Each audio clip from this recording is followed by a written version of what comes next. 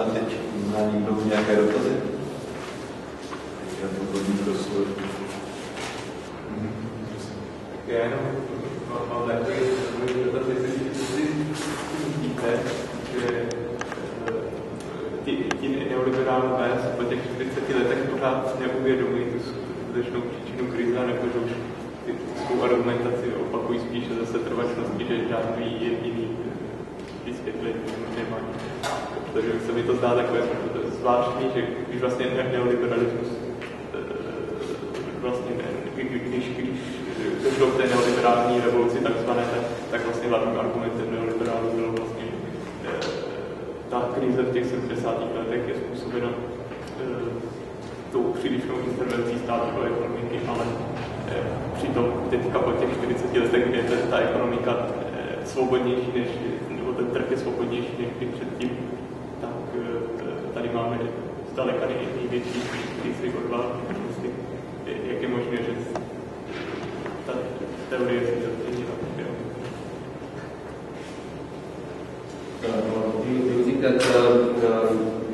What do you think about the neoliberal position? Don't you think that what they are repeating after 40 years, things we see that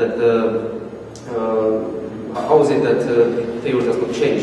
The neoliberal revolution, so-called, was based on the argument that the crisis in the 70s was caused by interventions.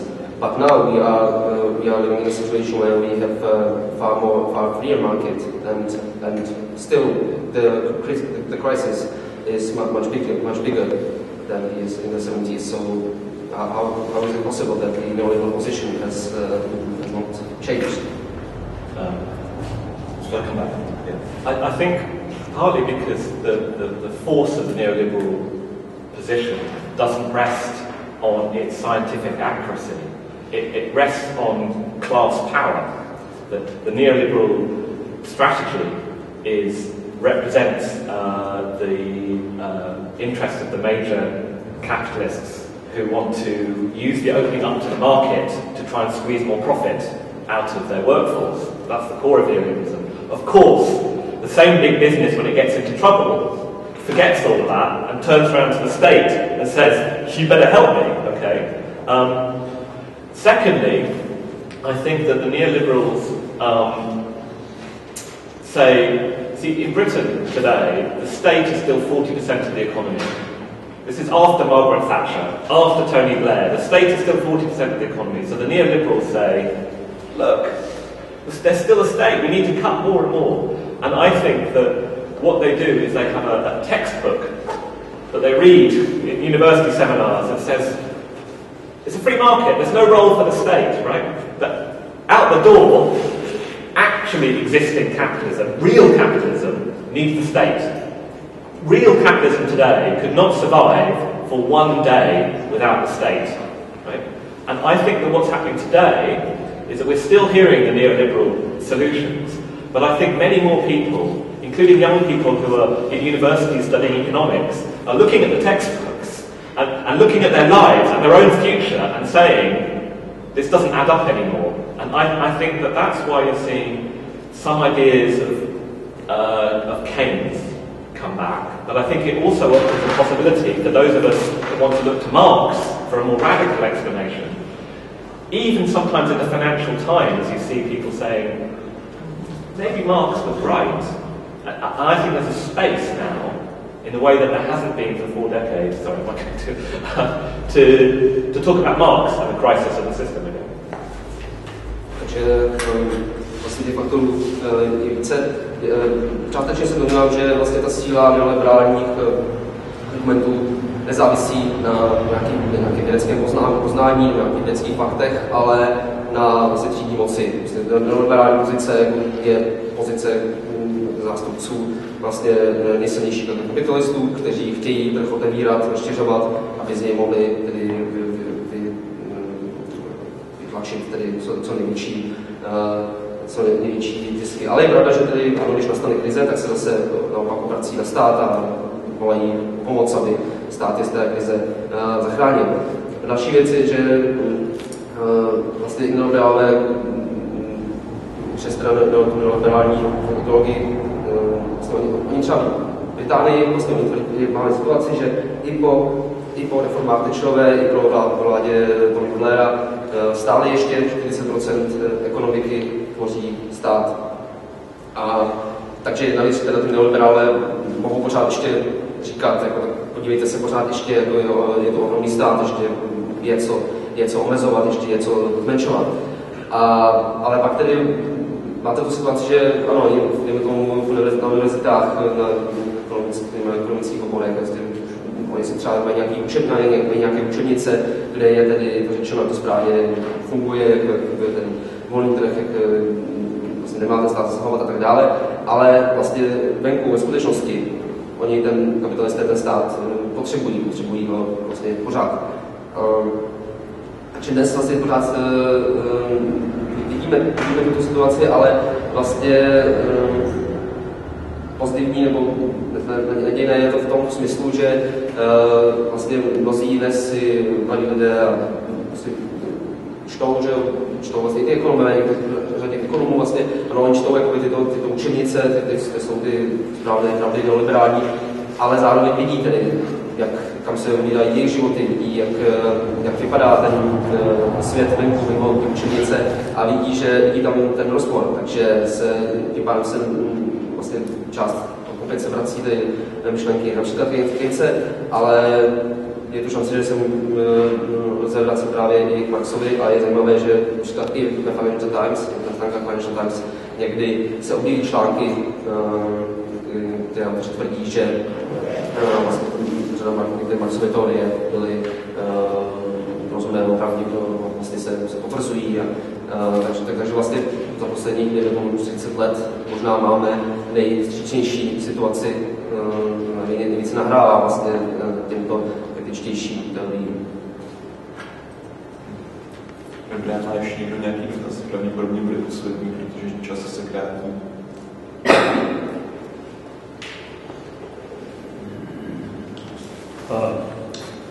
Můžu tu otázku položit anglicky a to já pak můžu přeložit. I think the communication is easier. May I just confirm my impression? I try to follow the development in Britain, and my impression is that the idea about future, at least from what I gather, what I know about the new finance bill, it hasn't been passed yet. I understand it's just a bill, isn't it? So my impression is that this new finance bill sees the economy as being financially regulated. There is this facility for checking the size of the banks or for securing that the banks do not collapse first, and second, there is the facility that the banks don't cheat the customer. So this is essentially my picture of what is being expected in Britain. Is that correct, or is that not sufficient? Is there something more? I don't see neoliberalism can dictate anything. I think this is against the neoliberalist idea. Mám to přeložit sám, nebo to přeložíte? Zkusím, ale možná poprosím o doplnění, protože bude... Já to můžu. Já to zkusím vám dobře, co vás teda zeptám, ale... Já se snažím sledovat vývoj Británii a tam se připravuje nový zákon financí, Financial Bill. A ta představa je, že by centrální banka dost podrobně regulovala činnost finančních institucí. Tam by měly být dvě záruky. Jedna záruka proti tomu, aby banky se nezhroutily, i když jsou velké, tak aby se chovaly tak opatrně, aby nemohlo dojít ke kolapsu, aby neohrozili celé hospodářství. a za druhý je tam jakási instituce, která hlídá, aby banky nešidily zákazníky. Aby banky řekly jasně, o jaké produkty, teda investiční produkty, o jaké jde, a aby byly odděleny ty operace, běžné bankovní operace, na ukládání peněz a půjčování peněz, aby byly odděleny od finančních spekulací. Takže celkově můj dojem je z toho, že tam ta snaha je poměrně dost podrobně regulovat finanční systém a že neoliberálové nemají do tohohle co lížet. Mě to proti mysli, ale nemohou do toho nic říct. Takže moje otázka byla, jestli tento dojem je správný. So there's truth here. What the neoliberals say is that we should have been able to let banks collapse. That's what the free market should. If it makes bad decisions, they should collapse. So what they propose is to separate out retail banking, your and my money that we have in our local bank, and the speculation, the casino, gambling, that's been so devastating. What's interesting, though, is that even though the banks were near death 4 years ago and relied on the state to bail them out, as soon as they were bailed out, they felt confident again. And the banks have gone on the offensive and are weakening these new laws. So initially, they said they will be banks for the high street deposit, and then there will be banks that engage in financial speculation. Now, that's within the same bank, you know? So there'll just be a little thin partition separating these two, but hey, it will all be okay, right? And secondly, none of these changes are proposed to come in for another 10 years. The problem is, the crisis is now. They are measures, they're quite weak, I think.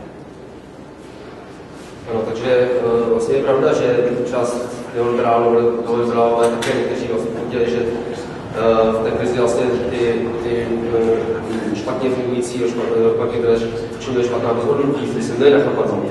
Ale takže vlastně to, co se teď vrací, je, to, co prosazují, je oddělit ty střelecí banky nebo banky, ve kterých se tady ukládají úspory a banky, které se účastní těch spekulací toho kasína, hazardu, dejme tomu, a v vozovkách samozřejmě. Ale vlastně jmenuje se tu situaci, že před těmi 4 lety řada těch bank byla opravdu na pokraji zániku, poté proběhly ty záchranné platby, vyplácení a poté vlastně znovu narostlo sebevědomí rychle. Takže teďka vlastně to, co říkají teď, je, že ano, toto oddělení, takový banka pro High Street, banka pro Wall Street, tak teď vlastně říkají, ano, že tyto činnosti rozlišit, ale to může být v rámci jedné banky, jenom jsou oddělené nějaké jako, různé větve nebo oddělení. Takže vlastně obecně se dá říct, že ty změny ano, nějaké se navíjí, ale jsou vlastně čím dál mírnější a navíc si uvědomíme, že oni nebudou platit, nebudou prostě daleko dříve než za 10 let. A přitom ta krize je tu teď a ty pravidla, která máme nyní, tak ty jsou opravdu slabá. Takže čas se nachýlil, takže bohužel musíme skončit. Sejdeme se zde opět ve 2 hodiny a ještě Mark se pár slov na závěr. Okay. I'll just say a couple of things again. I think it's very important that we try and develop a deeper understanding of the economy, because I think